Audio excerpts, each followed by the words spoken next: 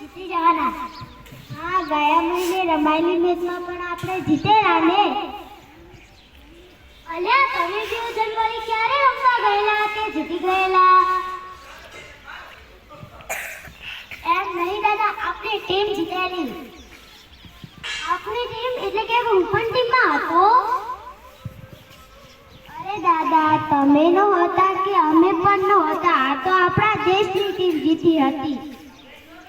તો એમ કહો ને, આ તો આપણા દેશની ટીમ જીતી હતી. જે રમે એને જ ખબર હોય આ શું કે જીતશું. તમને શું ખબર?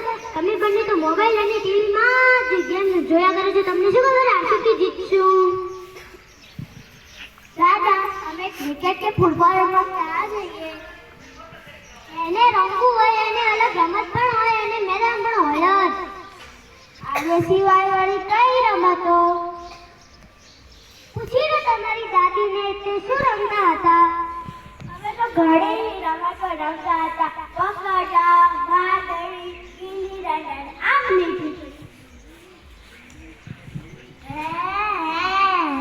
તમે રમતા હતા શેરીઓમાં જઈને? નહીં તો શું તમારી જેમ ઘર કુકડી થઈને રહેતા હોઈશું? બહુ મજા આવે છોકરાઓ આ બધી અમે દેશી રમતો રમવાની. એવું જૂનું રમવાની શી મજા આવે. અરે રમેવાથી આવું કેમ કહે છે? રમે તો ખબર પડે ને કે મજા આવે છે કે નથી આવતી. તો અમને પણ દેશી રમતો શીખવો ને.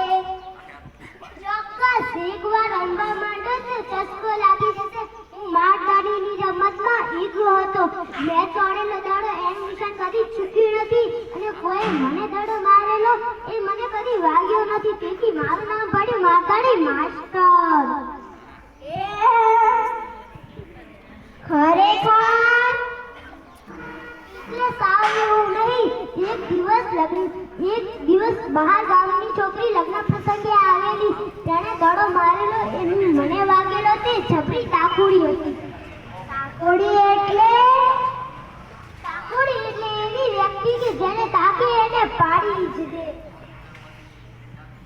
તો એ છોકરી માસ્ટર તમે નહીં. એવી કઈ છોકરી જે દાદુ માસ્ટરને પણ હરાવી જાય એ તાકોડીને તો જોવી જ પડે ને. આ દેખી જોઈ લો. વાહ દાદી માસ્ટર, તમે જ કેમ કે માસ્ટરને પણ તમે હરાવેલા.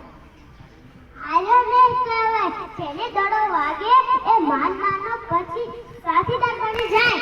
એ બંને ભેગા થઈ અને બીજાને દડો મારે એમ રમત આગળ વધે. દાદાની જીવનભરની સાથીદાર મારી વાહલી દાદી. જીવનભરની સાથીદાર એટલે ઓ ડાબુ એ જ તમારી દાદી.